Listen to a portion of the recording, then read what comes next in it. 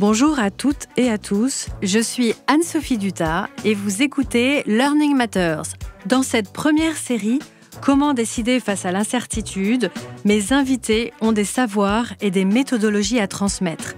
Ces femmes et ces hommes sont inspirants, car ils éclairent la voie d'un monde de plus en plus complexe, de plus en plus rapide, et nous aident à prendre le recul nécessaire pour mieux avancer et progresser, pour décider plus sereinement.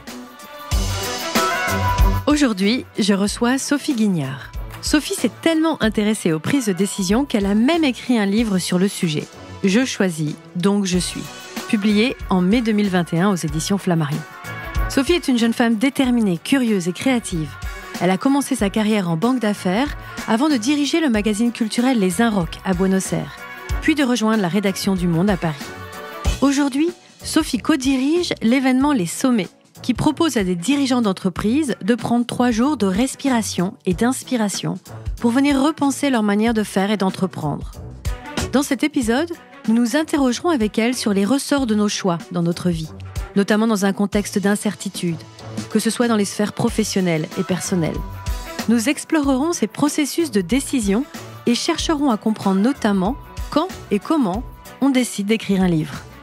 Place au témoignage de Sophie. Bonjour Sophie.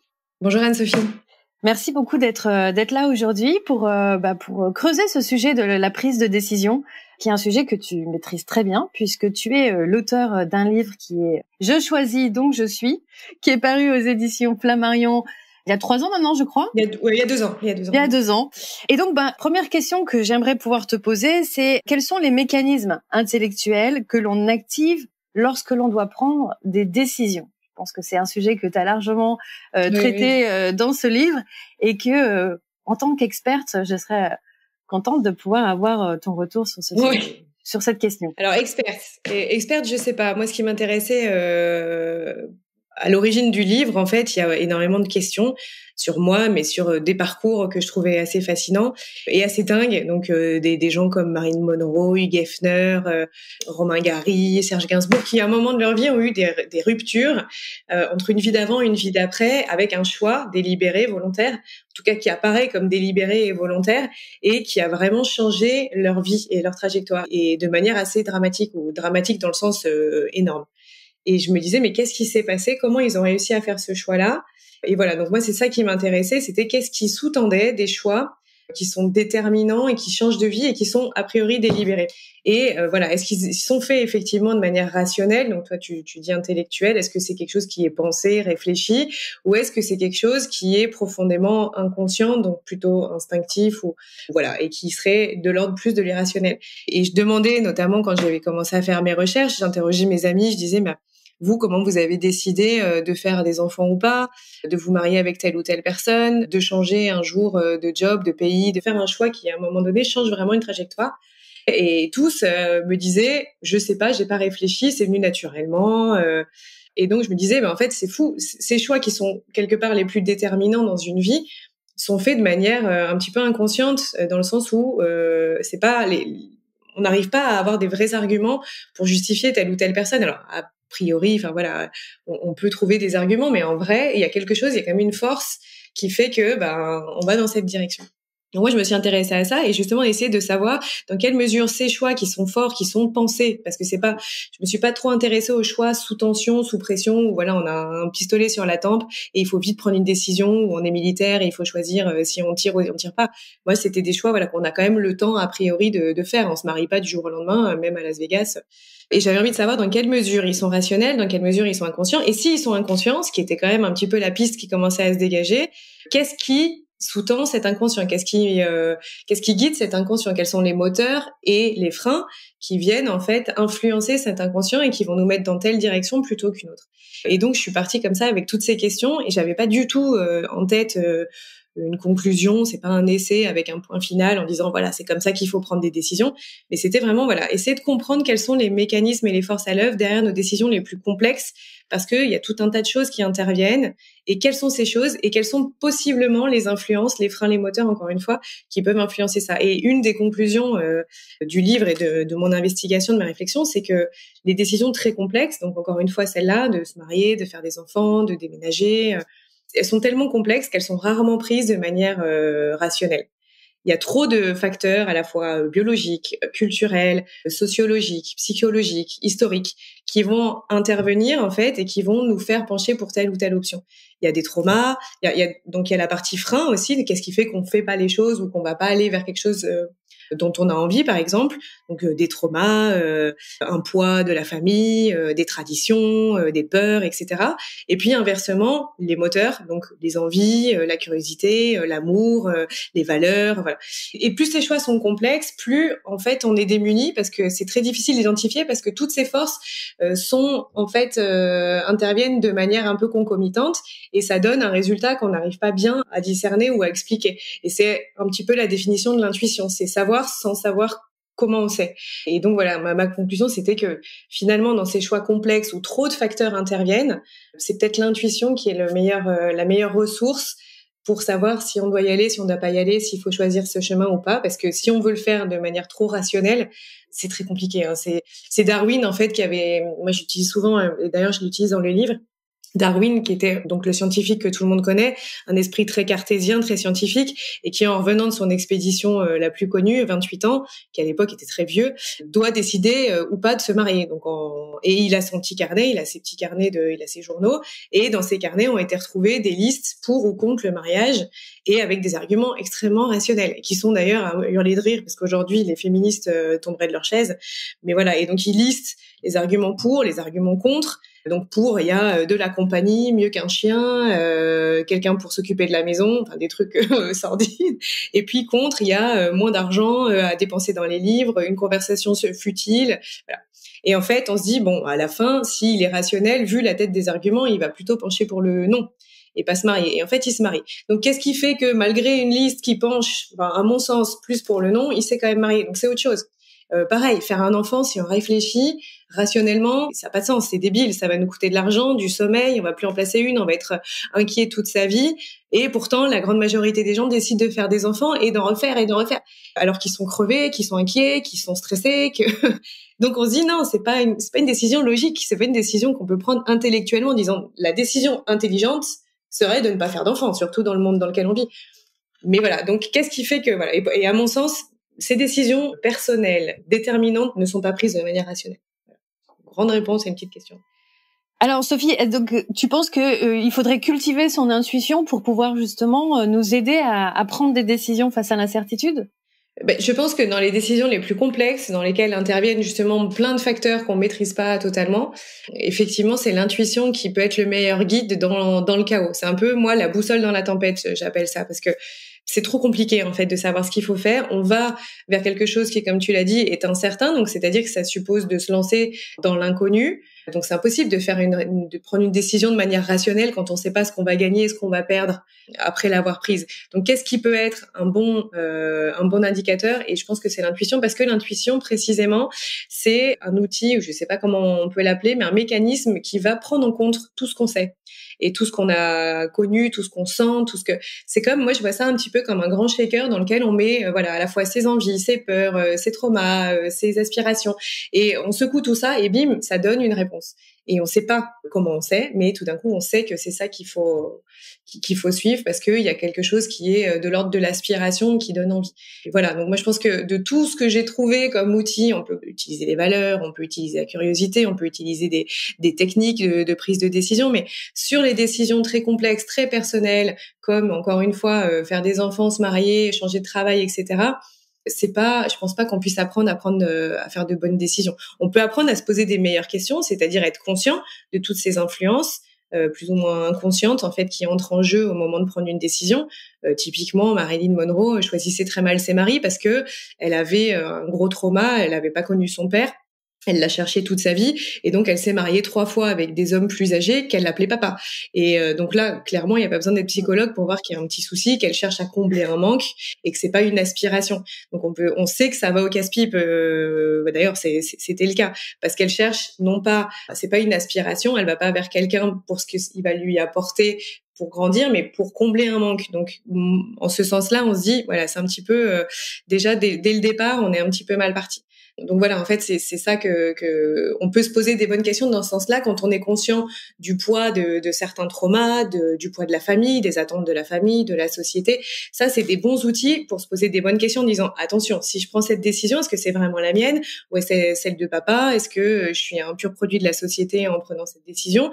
Et une fois que ça, on a fait un petit peu ce check en disant voilà, j'essaye de prendre conscience de ces influences, je les mets de côté et pour autant, je sais toujours pas ce que je dois faire. Et ben à mon sens, c'est l'intuition qui reste le meilleur guide. Donc finalement, si je transpose un petit peu ce que tu es en train d'expliquer, braver des incertitudes, ça ne nécessite pas particulièrement de courage, mais plutôt une très très bonne écoute de soi-même. Alors, c'est difficile parce que se connaître soi-même, c'est extrêmement difficile, surtout qu'on change. Et moi, en fait, je pense que aller dans l'incertitude, c'est plus... Enfin, il y a du courage, si, bien sûr, parce que ça suppose de pas savoir où on va et d'y aller quand même. Ça suppose quand même d'avoir du courage, de s'exposer à l'aventure, à l'incertitude. Mais ça demande surtout de la confiance, une certaine forme de foi en l'avenir, en se disant voilà, pour l'instant, je sais pas pourquoi je choisis ça. Mais je sens que c'est par là qu'il faut aller. Je sais pas l'expliquer et tant pis. Et en fait, c'est une forme de confiance en la vie dans le sens, je trouverai la réponse a posteriori. Et souvent, en tout cas moi, c'est vraiment quelque chose qui m'interpelle même à titre personnel. Souvent, on arrive à comprendre ses choix en regardant en arrière, en regardant dans le rétro. Et on se dit tiens, aujourd'hui, ce choix, il est pas cohérent, il est pas logique, il est pas rationnel. Parce que il suit pas une trajectoire intelligente au niveau, je sais pas, construction de carrière ou voilà, on se dit non là, je suis pas du tout en train de faire le bon choix en termes financiers. Mais il y a quelque chose qui nous pousse et en fait, c'est accepter de pas savoir pourquoi on le fait, mais se dire ok, j'y vais, je suis ça, cette petite lumière, cette petite intuition et dans quelques temps, je me retournerai et je comprendrai en fait pourquoi j'ai fait tous ces choix-là qui a priori n'étaient pas évidents, n'étaient pas cohérents et n'était pas peut-être stratégique, mais aujourd'hui je comprends pourquoi je les ai faits parce qu'ils m'ont amené là. Et c'est un petit peu l'idée qu'avait eu, c'est ce que Steve Jobs dans son discours assez connu là de Stanford expliquait aux jeunes. Il disait voilà moi j'ai arrêté les études et j'ai pris des cours de calligraphie. Si j'avais eu l'objectif de fonder Mac et Apple, j'aurais pas pris des cours de calligraphie, je serais restée à Stanford faire de l'informatique. Simplement, avec le recul du temps, il comprend que c'est en faisant ça qu'il a réussi à monter sa boîte parce que c'est en faisant les cours de calligraphie qu'il a eu l'idée d'une typo un petit peu particulière et ensuite il a fait son Mac, etc. Donc c'est pas que c'est mon idole absolue, pas du tout, mais c'est un très bon exemple de comment les choix qu'on fait qui a priori ont l'air d'être assez invraisemblables et assez peu stratégiques au début peuvent avec du recul, prendre forme et on connecte en fait les points et on se dit ah ouais d'accord, je comprends et ça m'a amené là et c'est là où je voulais être en fait. D'accord. Je sais pas si ça a du sens ce que je te dis. Mais si, bien sûr, ça a du sens. Mais est-ce que du coup quelqu'un qui prendrait des risques aurait une vie plus intéressante que les autres? Bah alors de manière très subjective, moi je dirais oui. Je pense que oui. En tout cas. Si la mesure c'est intéressant, je sais pas s'il sera plus heureux, mais puisque tu demandes si elle sera plus intéressante, à mon sens, oui, parce que c'est en prenant des risques qu'on découvre des choses, c'est en prenant des risques qu'on se découvre soi aussi, et c'est ce que tu disais quand tu dis une bonne écoute de soi. Je pense qu'en fait le soi on le découvre en faisant, pas en réfléchissant et en méditant toute la journée. Je pense que c'est en essayant des choses, en explorant et en tentant qu'on se découvre en fait. C'est dans ce sens-là. Donc pour moi, oui, il faut savoir prendre des risques, mesurer, pas prendre n'importe quel risque, n'importe comment, mais en tout cas suivre ses envies et accepter de pas avoir les réponses tout de suite et de se dire ça viendra. Et je voudrais revenir. Je pense que tu as écrit un chapitre entier sur le sujet dans ton livre. Il y a les décisions que l'on prend et celles que l'on ne prend pas. Alors, comment vit-on avec les décisions que l'on n'aurait pas faites et en sens inverse, celles que l'on regrette d'avoir prises? Alors ça, c'est le chapitre avec lequel j'ai le plus lutté, parce que c'est hyper difficile d'avoir une réponse ou même une piste. avec ça. Donc moi, je suis partie dans le livre beaucoup d'histoires, hein, parce que j'aime bien illustrer, puis j'aime bien raconter des histoires et essayer de comprendre justement dans cette histoire précise comment la personne a fait pour soit pour choisir, soit pour vivre avec ce choix ou ce non-choix. Sur les choix qu'on n'a pas fait, je pense qu'il y a quelque chose qui est assez intéressant et qui moi m'a aidé, parce qu'en fait moi j'ai un problème avec les choix. C'est aussi pour ça que j'ai écrit le livre. C'est que j'ai toujours vu le choix comme un renoncement, et c'est un petit peu aussi dans notre culture. Je sais pas si c'est français ou pas, mais ce fameux choisir c'est renoncer qui en fait est assez ancré moi dans mon esprit, et qui me fait voir le choix comme un renoncement, donc quelque chose de négatif, comme un espèce de sacrifice. Donc à chaque fois que je fais un choix, je vois tout ce à quoi je renonce. Et ça, c'est très handicapant parce que ça aide pas à faire des choix. Et donc j'avais besoin en fait de voir le choix d'une autre manière. Et donc typiquement les choix qu'on n'a pas fait, c'est ça, c'est ces renoncements, et essayer de changer un petit peu le narratif et d'essayer de voir ces choix qu'on n'a pas fait non pas comme des renoncements, mais comme au contraire, quand on dit non à quelque chose, on dit oui à autre chose, et d'essayer de transformer ça en l'affirmation d'autre chose. Je dis non à Robert pour être avec Michel, et donc oui, je serai jamais avec Robert, fût-il Redford, mais j'ai dit oui à Michel. Et c'est ça sur ça qu'il faut se concentrer. C'est sur le fait que ok, je suis pas allée là, mais j'ai choisi autre chose. Alors là où ça se complique, c'est quand on a juste choisi de ne pas faire. On n'est pas bien dans un travail, on n'est pas bien dans une relation, et on choisit de ne pas quitter, de ne pas changer les choses, de ne rien faire et juste de tenir. Ça, c'est à mon sens assez mauvais, parce que ça expose à long terme à des gros regrets. Et quand on regarde d'ailleurs, il y avait ce travail, ou je sais pas comment on peut appeler ça, mais cette infirmière qui était dans les hôpitaux et qui accompagnait les patients en fin de vie, et qui leur avait demandé en fait qu'est-ce qu'ils regrettaient le plus dans leur vie, et c'était souvent de ne pas avoir fait des choses, de ne pas avoir dit des choses quand ils auraient pu les dire, de ne pas avoir tenté des rêves qu'ils avaient, et c'est ça qui est vraiment handicapant. En revanche, quand on fait un choix de tel job versus tel job, essayer d'arrêter de voir ce qu'on n'a pas pris, et une fois qu'on a fait un choix, vraiment de se concentrer sur ce choix et de faire ce qu'Esther Perel, je sais pas si tu connais, qui est une thérapeute de couple qui est hyper intéressante et hyper connue, dit en fait it's not about making the right choice, it's making the choice right. Et c'est vraiment essayer de retourner ça. C'est pas le choix, c'est pas un aboutissement, c'est pas tiens on a réfléchi, tout d'un coup on fait le choix et on découvre si c'est le bon ou c'est le mauvais, un peu comme on gratterait un ticket de loto. Non, c'est on fait un choix, et le choix c'est le point de départ, et c'est à nous ensuite de faire de ce choix de faire de ce choix le meilleur possible. J'ai choisi Michel. Michel, des fois, le dimanche, il me gonfle, etc. On fait pas ce que j'ai envie, etc. Et en fait, non, il faut travailler sur la relation maintenant et faire en sorte que cette relation soit la plus belle possible, nous apporte le plus de choses possibles. C'est pas zut, je me suis plantée, c'était pas Michel, c'était Robert, parce que Michel, le dimanche matin, il veut jamais bouger ses fesses et il veut rester dans son canapé.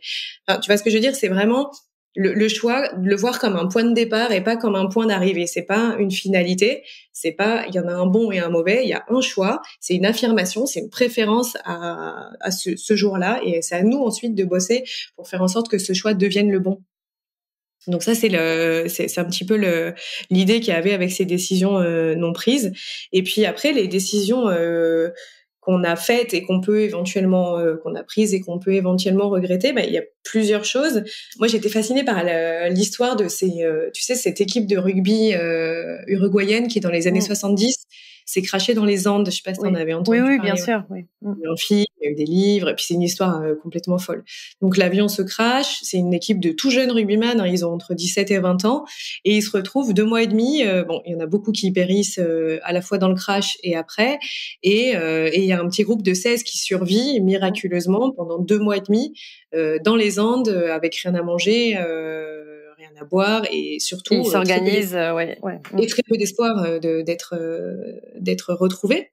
Et en fait, donc au bout d'un moment arrive ce qui doit arriver. Il mange les corps. Alors il les tue pas, c'est pas du cannibalisme, mais en tout cas il mange les corps de ceux qui ont péri dans le crash ou après. Et pour eux évidemment c'est tragique. Et c'est des Uruguayens qui sont très catholiques, et en fait ils arrivent, donc pendant très longtemps ils résistent en fait à cette idée de manger les corps, et ils se disent non, plutôt crever. Bon, il se trouve que la nature fait qu'à un moment donné on va quand même chercher à survivre par tous les moyens, et il y en a un moment donné qui a l'idée de dire en fait c'est un acte de communion, c'est pas un acte de transgression, on n'a pas le droit de manger le corps de ses copains, en revanche c'est dans la Bible, vous savez, Jésus qui dit prenez, mangez-en tous, aussi mon corps. C'est un acte de communion, c'est eux qui se sont sacrifiés d'une manière pour nous, pour que la vie continue, et c'est un acte de communion. Et en transformant cet acte de transgression qui pourrait être condamnable à tous les niveaux en acte de communion et presque d'amour, ils ont réussi, à mon sens, à survivre psychologiquement à cette décision qu'ils ont prise, qui aurait pu leur peser toute leur vie, parce que je me suis intéressée après à l'après. Je me suis dit, ces gens-là ont-ils réussi à avoir une vie à peu près convenable après ça, après ce drame qu'ils ont vécu? Et en fait, ils sont tous, il y en a un seul qui est mort, mais ils ont déjà 70-80 ans. Ils ont tous quasiment eu une vie équilibrée, avec des, ils sont pas tous finis à l'asile, alcooliques et drogués, malgré la violence de ce qu'ils ont vécu et des décisions qu'ils ont prises. Donc je trouve que ça montre vraiment le pouvoir du narratif. Ouais. Et ça, c'est quelque chose sur lesquels, les psys aujourd'hui travaillent beaucoup sur les post-trauma, etc. Et c'est d'essayer sur une histoire qui est traumatisante, une décision traumatisante, essayer de changer le narratif, de se l'approprier d'une autre manière pour le rendre acceptable et apprendre à vivre avec. Et ça, la façon dont on va se raconter sa propre histoire est très, très, très importante et peut-être vraiment déterminante sur la façon dont on va la vivre. Donc, ah oui, c'est passionnant, mais c'est aussi le fait justement de toutes ces techniques aussi de visualisation, de mettre son esprit dans un processus de ce que l'on veut voir se réaliser, sans convaincre. Et effectivement, l'histoire que l'on se raconte autour de ce que l'on veut voir changer et se réaliser pour soi et autour de soi. Tu as eu l'occasion de faire une interview d'un de ces joueurs? Ouais, moi j'ai parlé avec. Alors il y en a deux qui sont plus connus parce que c'est les deux qui partent à un moment donné, qui traversent les Andes à la recherche d'une vie dans un ultime espoir en fait de trouver quelqu'un, et donc c'est Fernando Parrado, et moi je l'avais parlé. Après ces gens-là en fait depuis vivent beaucoup de conférences, de livres, et donc il y a énormément de témoignages, il y a énormément de choses qu'on peut trouver. Donc lui il m'a pas appris grand-chose quand je lui ai parlé, si ce n'est qu'il était très sympa et qu'il avait l'air d'avoir une vie hyper chouette. Alors lui, ce qui est marrant, c'est qu'il s'est lancé dans la course automobile, donc il a quand même continué un petit peu à taquiner le risque, et on sent qu'il y a quand même un petit besoin de jouer avec la mort qui est resté. Je sais pas si c'est lié. Il y en a un autre l'autre, c'était un médecin qui est devenu, un grand chirurgien, pédiatre, etc. Mais voilà, après, cette histoire, elle est hyper riche parce qu'il y a énormément de témoignages qui ont été apportés à la fois par eux et par des éclairages, des films, des choses comme ça. Mais c'est une des histoires qui me fascine le plus, à la fois de résilience physique, psychologique. Et eux, ce qu'ils disent, c'est qu'il y a deux choses qui les ont sauvés. C'est le rugby, donc l'esprit d'équipe, les valeurs, et la solidarité. Et puis la foi. Précisément, cette capacité à en croire que, ils vont s'en sortir, et deux, d'arriver à transformer une expérience traumatisante en un acte de communion et de foi. Et ça, c'est vraiment intéressant. La foi en la vie et la foi religieuse aussi. Ouais, la foi religieuse, ouais, vraiment, qui leur a permis de garder espoir, et puis une certaine forme de foi de se dire ce qui nous arrive, ça va nous mener quelque part. Ouais, c'est passionnant. Et alors du coup, Sophie, comment on se décide à écrire un livre qu'on s'est pas forcément écrit dans sa trajectoire? Comment tout d'un coup ça nous tombe dessus? Alors, c'est pas écrit dans sa trajectoire, et en fait, si. Moi, j'avais déjà envie d'écrire. J'écrivais déjà un petit peu dans mon coin. J'avais écrit à 25 ans, j'avais écrit un truc qui est toujours dans un tiroir parce que c'est complètement nul. Mais voilà, j'ai toujours eu ce besoin d'écrire, de m'exprimer par écrit. Puis même, c'est mon mode de fonction, c'est mon mode d'expression depuis toujours. Donc, quand je m'engueulais avec ma mère, j'écrivais des lettres. Je suis incapable de m'engueuler oralement. Je dois le faire, voilà. Mais donc c'était pas écrit, mais en tout cas l'écriture était déjà très présente chez moi. C'était un espèce de vieux rêve que j'avais un petit peu mis sous le tapis, parce que à un moment donné on choisit une orientation, puis on essaye d'être à peu près cohérent, et puis après on n'a plus le temps, puis et on n'ose pas, parce que écrire un livre c'est à la fois très facile et très difficile, et on s'expose, et puis on a quand même beaucoup de chances que ça marche pas, qu'on trouve pas d'éditeur, et donc ça reste un projet de journal intime en fait. Mais moi, ça arrivait à un moment où c'était dans un coin de ma tête, et c'est plutôt le sujet qui est arrivé, qui m'est tombé dessus, parce que j'avais monté un média à Genève, et puis ça s'est mal passé avec un des autres actionnaires et cofondateurs, et du coup je suis partie un petit peu brutalement parce que voilà, je suis un petit peu impulsive et je me suis retrouvée chez moi en me disant bah ok, donc maintenant je fais quoi? Et j'ai pris ce temps un peu de la réflexion je me suis dit voilà, plutôt que me lancer dans n'importe quoi de nouveau et puis prendre le risque d'échouer, parce que c'était un peu écrit, vu la configuration de l'actionnariat, c'était un peu écrit que ça allait mal se terminer, mais j'avais quand même tenté au cas où. Et voilà, je me dis bah si je veux arrêter maintenant tous les 3-4 ans de démissionner ou de me retrouver dans des situations pas tenables, il faut que je fasse des choix un petit peu plus éclairés, que je réfléchisse un peu mieux à l'heure de me lancer en fait. Et donc j'ai pris ce moment vraiment de réflexion personnelle en disant bah comment faire moi de meilleurs choix, et j'ai voulu un petit peu analyser comment j'avais fait mes choix jusqu'à maintenant. Et en fait de là est venue l'idée de continuer à investiguer. Donc je me suis commencé à écrire, à lire des bouquins là-dessus. Je me suis vraiment plongée là-dedans et j'écrivais parce que c'est une manière pour moi de réfléchir, de comprendre. Donc j'avais fait des petits articles et après je me suis dit bah en fait pourquoi pas me donner quelques mois pour écrire un livre là-dessus. Et en fait, c'est peut-être pas de la fiction que je veux écrire, c'est peut-être ça en fait mon truc.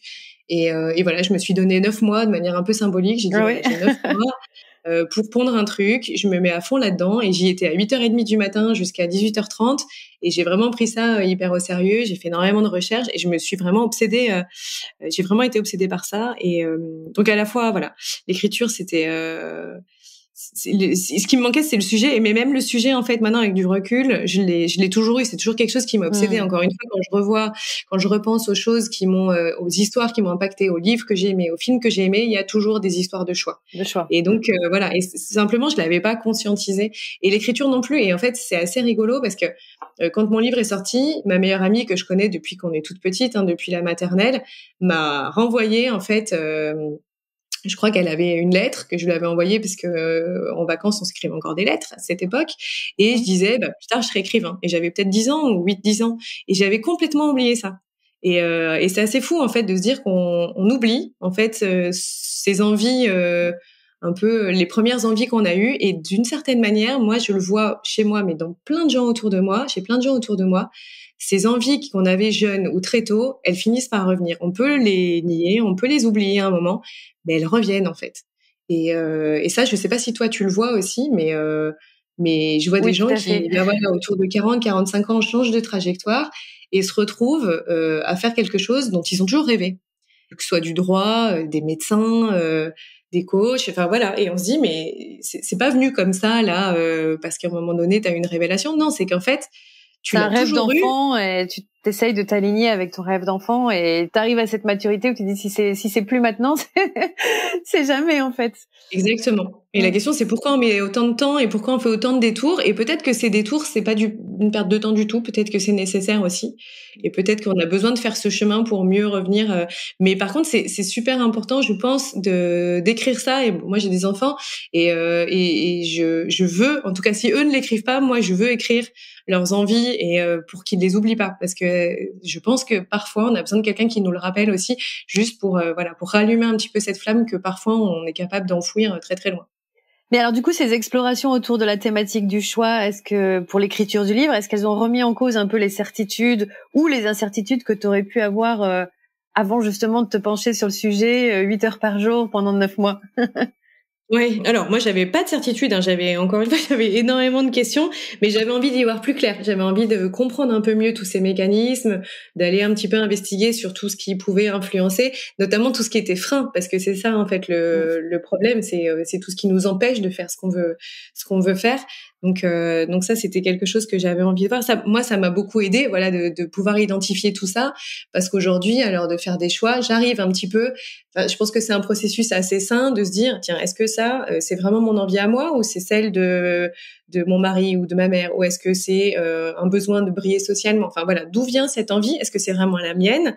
Est-ce que c'est une revanche? Est-ce que ça vient d'un manque à combler? Ou est-ce que ça vient d'une aspiration, d'un vrai désir? Et ça, je pense que c'est une question qui est vraiment cruciale, d'essayer de déterminer. Voilà, si le choix est une fuite, si je démissionne parce que j'ai peur d'un conflit, que j'ai peur de progresser, que voilà, que je cherche des excuses, ou est-ce que je démissionne parce que j'ai envie de faire quelque chose d'autre?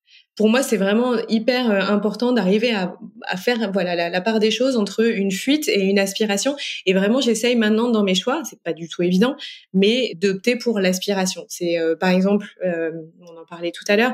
Donc là, j'ai eu mon 3e enfant. Je suis pas toute jeune. 3 enfants, c'est c'est énormément de boulot. C'est pas rationnel du tout.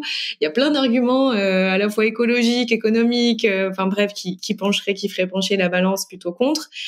Mais tous les arguments en fait que j'avais contre cette décision, en disant non, voilà pourquoi il faut arrêter de faire des enfants, peur qu'ils soient malades, peur que l'avenir soit vraiment trop chaotique, peur d'être submergé, de plus pouvoir travailler, d'être fatigué, c'était que des peurs. Et elles sont valides, hein, elles sont parfaitement rationnelles et elles sont probablement des très bonnes raisons de ne pas le faire. Mais voilà, et j'avais pas envie que ce choix en fait soit motivé par la peur. Je me suis dit c'est pas possible en fait de faire ce choix-là par peur, ou un choix de mariage, se marier avec quelqu'un parce que il a de l'argent, parce qu'on a peur de manquer, ou parce qu'on a peur d'être tout seul. C'est à mon sens pas un bon argument, c'est pas une bonne raison de se marier avec quelqu'un. Et donc voilà, j'avais pas envie en fait de me laisser moi influencer par de la peur et de dire voilà, j'ai fait ce choix parce que je flippais. Et je préférais faire un choix qui était plutôt de l'ordre de la foi, de l'espoir, et de dire ça va aller, on verra, et puis on va se battre pour un monde meilleur, et puis j'arriverai à trouver des solutions, et puis je vais plutôt choisir pour cette fois-là l'amour et l'espoir que la peur. Et donc moi, voilà, ça c'est un exemple très concret de comment ça m'a aidé un petit peu, en tout cas à un moment donné, à faire la part des choses et à se dire voilà, je veux plutôt suivre mon envie là-dessus. Donc ça, c'est pas des certitudes dans le sens où voilà, c'est comme ça qu'il faut faire. En tout cas, moi, je trouve que c'est une bonne boussole et que c'est quelque chose qui me revient souvent à l'esprit quand je suis sur le point de prendre une décision et que je sais pas bien pourquoi je la fais. Et voilà, j'essaie de me poser cette question et ça a été très bien résumé par Mandela. C'est toujours les mêmes, hein, on entend. Mais Mandela qui, dans un discours, avait dit à la jeunesse noire de l'époque, voilà, puissent vos choix être guidés par vos espoirs et non vos peurs. Et je trouve ça très puissant parce que voilà, c'est quand même une très belle manière. Je pense qu'il faut aspirer à des choix dont on sera fier. Voilà. Et donc se poser cette question-là en disant voilà, si je fais ce choix-là, peut-être que je vais me planter, peut-être que ça va pas du tout se passer comme prévu. Mais est-ce que je serais fière d'avoir tenté ça? Est-ce que je serais fière d'avoir essayé un livre, même si j'ai pas d'éditeur, même si c'est un four? Est-ce que je serais fière d'avoir tenté ce projet? Voilà. Est-ce que je serais fière? Je pense que c'est ça qui va compter parce que à un moment donné aussi, on se retournera sur sa vie et on se dira est-ce que j'ai eu une vie, voilà, comme tu disais, intéressante? Est-ce que je suis fière? Et c'est peut-être même pas le bonheur à la fin qui compte. C'est peut-être plus ça. Moi, je pense que, en tout cas pour moi, j'ai plus envie d'avoir une vie intéressante, pleine de belles valeurs, d'amour, de construction, que de dire tiens, en fait, c'est chouette, j'aurais été vraiment heureuse. Alors justement, toi, Sophie, avant d'écrire ce livre, tu as eu un parcours un petit peu atypique, international, avec t'as tenté plein d'aventures et professionnelles, personnelles. Quels ont été tes moteurs, en fait, jusqu'au moment où finalement tu écris ce livre? Je dirais vraiment la curiosité, mais c'est peut-être une histoire aussi que je me raconte. J'avais quand même pas mal alors, ouais, il y a deux choses, il y a deux façons de le voir. C'est donc la première qui est un petit peu l'histoire que je me raconte, c'est oui, de la curiosité, sens de l'aventure, l'envie d'essayer plein de choses, une envie de vivre à fond, de connaître plein de choses, d'explorer. Et puis, encore une fois, avec le recul, donc il y avait de ça, hein, de toute évidence, parce que je suis passée de la banque d'affaires. Oui, c'est ça, voilà, de la banque. Tu peux nous en dire plus peut-être sur, moi, j'ai étudié, alors de manière assez conservatrice, j'ai fait une prépa, une école de commerce, ensuite un DEA d'économie à Sciences Po, d'économie du développement. Et j'ai commencé en banque d'affaires, mais dans un département très spécifique qui faisait du conseil au gouvernement de pays émergents sur leurs problématiques de dette. Donc c'était plutôt de l'économie publique. Donc on traitait les défauts de l'Argentine qui fait défaut sur sa dette, l'Équateur, le Nicaragua, beaucoup de pays d'Afrique. Donc c'était hyper intéressant, passionnant, mais ça restait de la banque d'affaires et moi ça me convenait pas parce que c'était très contraignant, très hiérarchisé, j'avais l'impression quand même pas mal de raconter des histoires et faire un petit peu des danses du ventre à des gouvernements. Enfin voilà, c'était parfois un peu frustrant. Et puis surtout, je me sentais pas à ma place. C'est même pas le syndrome de l'imposteur. C'est juste, on sent que c'est pas fait pour. Je sentais que je pourrais être meilleure autre part, que c'était pas vraiment mon monde, que j'avais pas trop grand chose à faire là.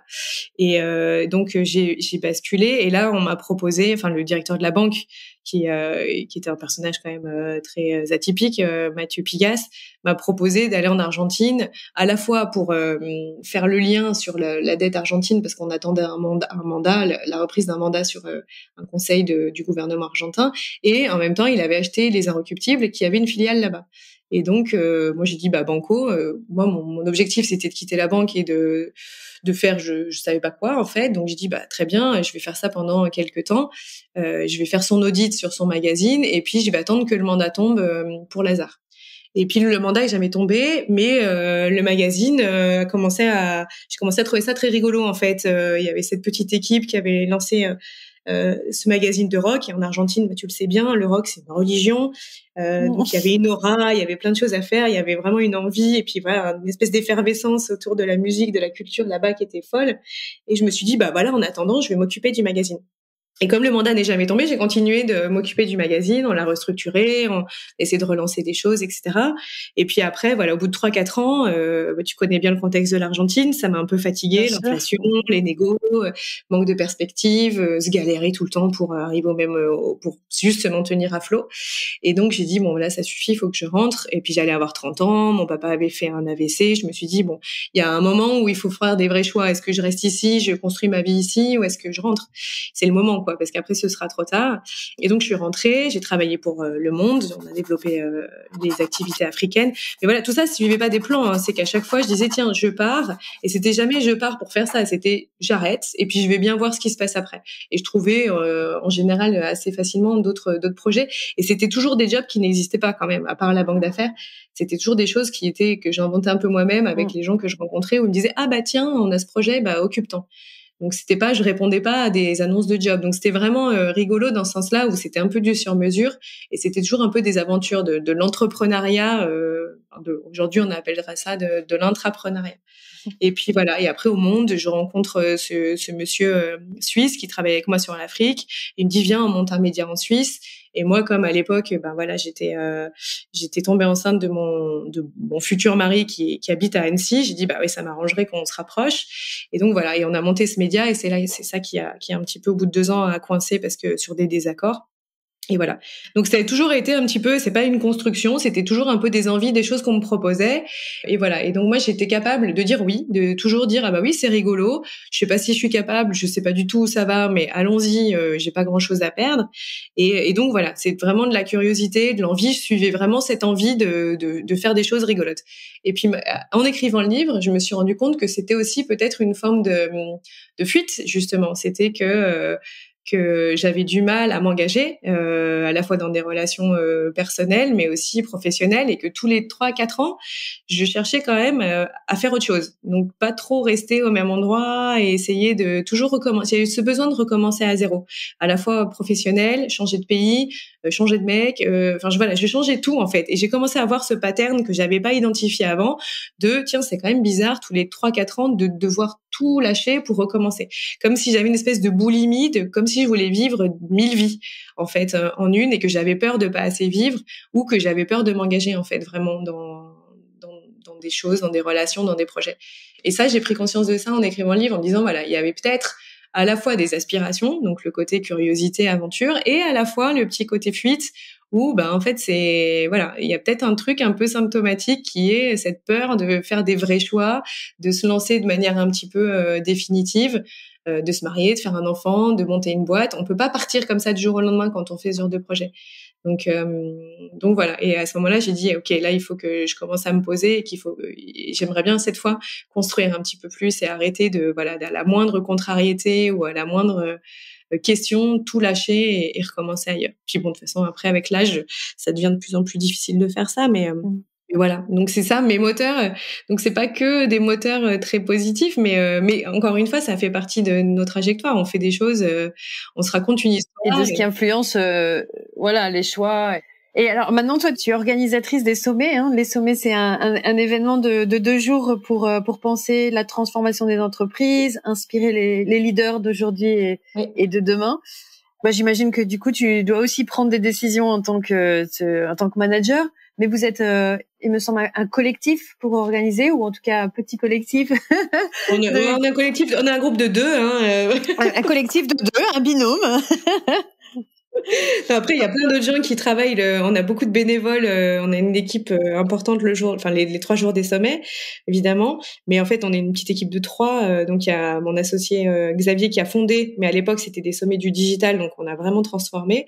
Et lui qui a une autre boîte par ailleurs, donc il est peut-être à 10% là-dessus. Et moi qui m'occupe essentiellement des sommets tels qu'on les a transformés effectivement pour que ça devienne vraiment un rendez-vous sur 2 jours et demi à Méribel à la montagne pour des dirigeants d'entreprise et leur top management. Et l'idée, c'est vraiment de leur proposer 2 jours de prise de recul sur leur opérationnel, sur leur quotidien, pour qu'ils viennent précisément se poser des meilleures questions, dans le sens où voilà, qu'ils viennent un peu questionner leur manière de faire, d'entreprendre, qu'ils viennent s'inspirer aussi au contact de personnalités, à la fois des penseurs, des économistes, des athlètes, des profils totalement atypiques. On avait une jeune trisomique cette année qui a parlé de l'inclusion, etc. Enfin, voilà, on essaye de les bousculer, de les inspirer, voilà, de leur donner un petit peu cette respiration qu'ils n'ont pas toujours le loisir de prendre, pour que ils puissent à un moment donné lever la tête du guidon et se dire attends, pourquoi on fait ça, et est-ce qu'il n'y a pas une manière de le faire autrement.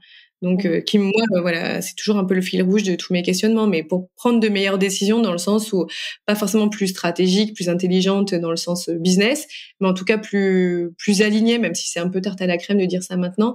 Mais voilà, des décisions qui soient plus pour eux, qui les rendent plus fiers, et voilà, repenser un petit peu leur manière de diriger. Et c'est pour ça que nous, on a anglais ça sur la transformation, mais à la fois du monde. Donc, on essaie de nourrir les participants sur les changements géopolitiques, économiques, etc.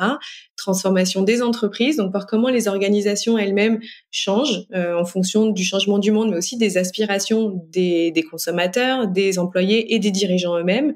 Et après, il y a un gros volet développement du dirigeant, développement de soi, où voilà, l'idée c'est de s'améliorer en tant que personne, parce qu'on peut pas transformer une organisation sans se transformer soi-même. Et on sent aussi que chez les dirigeants, il y a un besoin d'évoluer, qu'ils ne se posent plus les mêmes questions, ils ont plus les mêmes objectifs nécessairement, et qu'il y a beaucoup de questionnements, je sais pas si tu le vois, chez les dirigeants aussi, de qu'est-ce qu'ils font là et quelle est leur mission à eux personnelle et dans cette boîte. Et ça, c'est quelque chose qui est nouveau, que je trouve très sain, très intéressant, et que nous, on a envie d'accompagner. Oui, et je trouve que beaucoup aussi sont en recherche un peu de simplification, de voir comment on peut rendre les choses plus simples, voilà, pour quelque part moins être contraint par des décisions trop compliquées à prendre et tout ça, et d'essayer de revenir à une certaine simplicité. Je sais pas si tu partages aussi cet aspect-là, mais quels seraient tes conseils pour les managers qui doivent prendre des décisions aujourd'hui dans un climat incertain, justement, au-delà de la simplification dont on vient juste de parler, peut-être? Waouh, mais ça c'est très compliqué parce qu'il faudrait voir quel type de décision. Mais effectivement, la simplification, moi j'adore dire, ouais, il y a 3 conseils, c'est simplify. C'était Toro qui avait dit ça. Je pense qu'effectivement, on est tous devenus un peu prisonniers de la complexification de tout, des process, du monde aussi, qui du coup on comprend plus rien en fait. Tout est devenu tellement complexe qu'on est tous un peu perdus, désarçonnés. Et nous, à titre aussi individuel, on a réussi à complexifier, notamment la technologie, où tout le monde a vu des solutions de partout. Et en fait, non, on a vraiment complexifié tout. On est dépendant maintenant de plein de choses, d'une connexion Internet pour continuer à faire du business. C'est fou, quoi, en fait, de se dire qu'on est fragile. Maintenant, on a tellement complexifié qu'on est devenu très, très fragile. Donc, effectivement, essayer de simplifier ça. Et puis, moi, je pense que le conseil, nous, qu'on veut donner au sommet, c'est juste de prendre ce temps, peu importe avec qui, peu importe comment, mais de vraiment lever la tête du guidon de manière récurrente, de garder des temps dans son année ou dans sa semaine. C'est chacun après fait, voilà, mais de se garder un petit peu de temps pour s'oxygéner l'esprit et remettre en perspective, ouais, se poser des questions très simples de qu'est-ce que je fais et pourquoi je le fais en fait. Et c'est bateau, mais souvent les dirigeants d'entreprise ont tellement d'urgence, tellement le nez dans le guidon, qu'ils n'ont pas la possibilité de se poser des questions, et ils suivent un peu une feuille de route un peu bête et méchante, et sans trop se demander pourquoi ils le font, quoi. Parce qu'on leur a dit, voilà, c'est comme ça, il faut faire des objectifs, il faut continuer à croître parce qu'il faut croître, parce que c'est ça la raison d'être d'une entreprise. Et puis si on grossit pas, ben on va être mangé. Enfin, toutes ces choses en fait qu'on s'est mis dans la tête et qu'on n'a plus questionné depuis longtemps, qui sont devenues des fausses vérités, et qui me semble moi sain de, à un moment donné, voilà, faire un pas de côté, de se dire, attends, est-ce que ça, on dit que c'est ça qu'il faut faire, on dit que c'est ça qui est bien, mais moi, qu'est-ce que j'en pense vraiment en fait? Parce que au bout d'un moment, les burn-out, on en parle beaucoup pour les employés, mais je pense que les dirigeants sont assez concernés aussi, que la santé mentale des dirigeants est hyper importante aussi, et puis que c'est eux quand même qui peuvent faire bouger les lignes. Donc c'est quand même à eux en premier lieu de se poser ces questions-là, et que tout ce qui peut aller dans ce sens-là, que ce soit rejoindre un club, faire du coaching, enfin se prendre un coach, aller marcher en montagne une demi-journée par semaine ou par mois, tout ça c'est bénéfique. Mais voilà, après ça suppose de pouvoir se le permettre, mais en fait je pense que ça c'est aussi une fausse question. Je pense que c'est vraiment une décision pour le coup de garder dans son agenda des temps pour l'équilibre, pour l'oxygénation, pour penser autrement. Pour ça c'est vraiment, s'inspirer. je pense, une décision. Être occupé tout le temps, c'est une décision aussi, et se garder des temps pour sa famille, pour sa ressource personnelle ou pour la réflexion comme ça un petit peu au long cours, c'est une décision aussi, et je pense qu'elle est vraiment hyper importante. Merci beaucoup, Sophie. Pour conclure, j'ai une dernière question. Dans ton livre, il y a une liste de ressources bibliographiques qui est extrêmement longue. Ouais. Merci pour ce partage. Et j'ai envie de clôturer du coup cette interview en te demandant quel est le livre ou les livres qui t'ont peut-être le plus guidé ou inspiré justement au cours de tes recherches. Oui, alors il y en a pas mal, mais alors il y en a un vraiment qui a été que j'ai adoré, c'est The Art of Choosing. Il n'est pas traduit. C'est une chercheuse qui s'appelle Sheena Iyengar de l'université de Columbia, qui est aveugle. Elle a un parcours personnel assez dingue aussi, et en fait elle a écrit ce livre qui est très sérieux, hein, elle fait de la recherche en organisation, et en fait c'est la première un petit peu à avoir remis en cause cette idée que plus on a de choix, mieux on se porte, et que l'abondance de choix, d'options est une bonne chose, qui est un petit peu à la base du capitalisme et du libéralisme. Et en fait, elle a montré qu'en fait, plus on avait de choix, moins on était satisfait, à la fois personnellement, professionnellement. Enfin, voilà, que cette idée que ce qu'elle appelle more is less, en fait, que plus on a, moins on est satisfait. Et à la fois dans les choix, c'est-à-dire que plus on a d'options possibles à l'heure de faire un choix, moins on est satisfait du choix qu'on fait, parce qu'on a toujours peur de pas avoir fait le bon choix. On se dit tiens, si j'avais pris des autres options, peut-être que c'était mieux. Et après, il y a eu plein de recherches là-dessus, hein, de Barry Schwartz, enfin sur le choix, il y a eu plein de gens qui ont émergé comme ça et qui vont un petit peu dans ce sens-là, que parfois il faut savoir réduire ses options, et aussi bien des options de paquets de céréales que des options de vie, hein. Des fois il faut juste se dire j'ai pas tous les choix du monde. Et c'est vrai que nous, quand on voit les jeunes générations, et même nous, hein, où on se dit tiens, tout est possible, on nous a dit tout est possible, tu peux être ce que tu veux, et en fait c'est assez déstabilisant, parce que se dire qu'on peut tout faire, et c'est garder toujours dans un coin de sa tête tiens, j'aurais pu être autre chose, j'aurais pu être mieux, j'aurais pu être plus heureux ailleurs. Alors qu'avant, la génération de nos parents et de nos grands-parents se posaient pas de questions, et je les sentais pas plus malheureux, voire pas du tout. C'est-à-dire qu'ils suivaient une trajectoire et ils se posaient moins de questions dans ce sens-là. Et parfois, leur bonheur était plus accessible. Alors, il y a du bon, du mauvais dans tout ça, hein. En tout cas, ce livre est vraiment, et je trouve hyper intéressant, parce qu'il va explorer vraiment des choix très différents, à la fois assez existentiels et des choix très basiques, d'un choix de paquet de céréales. Mais c'est très, très intéressant, à la fois d'un point de vue business et d'un point de vue personnel. Il y a un autre livre qui est très chouette aussi, pareil, d'un prof d'Harvard qui s'appelle Dan Gilbert, et c'est Stumbling on Happiness. Alors, je crois que c'est en français, je sais plus. Mais c'est en gros l'idée, aussi que on est très mauvais à prédire ce qui va nous rendre heureux. Donc en fait, on fait des mauvais choix en pensant qu'on fait les bons, parce que on imagine qu'on sera heureux à telle ou telle condition, et en fait lui il montre par des mécanismes neurologiques et psychologiques qu'il démonte, et qui dit en fait nous on est câblés pour vouloir un certain nombre de choses, mais c'est pas le bonheur. En fait, on n'est pas câblé pour le bonheur, on est câblé pour la survie, pour la reproduction, et les choix qu'on fait sont un petit peu menés par ça. Et en fait, on fait des mauvais choix en pensant faire des bons, en se disant tiens, je serai super heureux le jour où j'aurai une grande maison, où je serai partenaire dans mon cabinet d'avocat, et en fait ça n'arrive pas, parce que qu'on sait pas ce qui va nous rendre heureux. On est très mauvais en fait à savoir ce qui va nous rendre heureux. Donc ça c'est hyper intéressant aussi, parce qu'il y a beaucoup d'objectifs qu'on se fixe et qu'en fait nous mènent complètement dans le mur, ou voire au désespoir, parce que le jour où on les atteint, on se rend compte qu'on n'est pas plus heureux, et c'est là où en fait tout s'écroule. C'est un peu ce qui se passe souvent à 40 ans quand on a l'impression d'être arrivé, on a le bon job, la belle maison, la belle famille, et on se dit tiens, je suis toujours pas heureux. Qu'est-ce qui se passe? Et là, on fait tout exploser. Et donc voilà, donc ça, j'ai trouvé ça super intéressant. Mais tous les livres et les articles que j'ai mentionnés dans la bibliographie vraiment m'ont vraiment apporté un éclairage qui était intéressant. Donc, mais voilà, s'il faut en choisir 2, je prendrais ceux-là. Puis après, les romans, c'est vachement intéressant aussi pour comprendre les choix, les mécanismes. Alors, quel roman tu nous conseillerais pour terminer cette L'insoutenable légèreté de l'être, j'ai adoré. Il y a plein de petites phrases comme ça qui font quand même réfléchir au-delà de l'histoire. Toutes les histoires un peu comme ça de crise à un moment donné de midlife. C'est très intéressant. Ça, j'aime bien. Ouais. Et puis, il y a pas mal de films. Moi, je me suis intéressée à pas mal d'histoires. Donc, celui des Crush des Andes, les biographies sur Romain Gary, sur Marilyn Monroe. Tout ça, j'ai trouvé ça fascinant. Donc voilà. Mais lire des romans, je pense que ça aide vraiment à gagner en intelligence émotionnelle, à gagner en perspective, à pouvoir se projeter dans d'autres scénarios, dans d'autres, et à se poser d'autres questions. Donc ça, je pense que c'est d'un point de vue développement personnel, c'est vraiment bien de lire. Et se raconter son histoire, du coup, dont on parlait aussi un petit peu plus tôt, savoir se raconter l'histoire de ce qu'on a envie de voir se passer autour de soi. Ouais. Merci beaucoup, Sophie. Donc pour te retrouver, pour te suivre, alors déjà je vais mentionner un petit peu tous les différents titres que tu as bien voulu partager de romans et de livres avec nous. Je les marquerai dans le descriptif. Un lien pour pouvoir suivre tes activités, celles du sommet. LinkedIn, le plus, voilà, j'ai un LinkedIn plus ou moins actif, donc voilà, c'est là où je communique. Tu communiques, d'accord. Eh bien, super.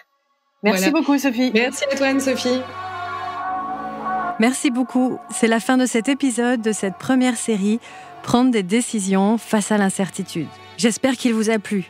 Si c'est le cas et que vous voulez nous envoyer de bonnes ondes, le meilleur moyen est de lui attribuer 5 étoiles et le partager autour de vous. Si vous avez des questions ou si vous souhaitez approfondir les thématiques abordées dans cet épisode, n'hésitez pas à me contacter directement sur LinkedIn. Enfin, vous pouvez suivre ce podcast sur les plateformes dédiées, activer les notifications afin d'être informé de la sortie des prochaines séries. Encore merci à vous pour votre écoute et je vous dis à très vite pour un nouvel épisode de Learning Matters.